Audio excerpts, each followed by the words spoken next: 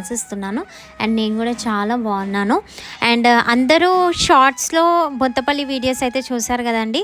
And Bonthapalli నుంచి మేమైతే ఇంకా ఏడుపాయలకైతే వెళ్ళామన్నమాట.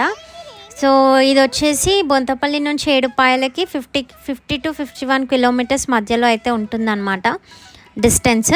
అండ్ అక్కడికి వెళ్ళేసి భోజనాలు చేసేసుకొని ఇంకా దర్శనంకి అయితే స్టార్ట్ అయిపోయినాం అనమాట గాయస్. అండ్ ఇక్కడ ఎంట్రన్స్ చూస్తే అదిరిపోయిందనమాట. నేనైతే ఫస్ట్ టైం వెళ్ళాను ఏడుపాయలకి. మనకి ఎంట్రన్స్ నుంచి గుడికి డిస్టెన్స్ అయితే బాగానే ఉందన్నమాట. సో మనకి తడకలు అయితే మంచిగా హెల్ప్ఫుల్ అవుతాయి అన్నమాట. విపరీతమైన ఎండ గైస్, చాలా ఎండ కొట్టింది అనమాట ఆ రోజు అయితే.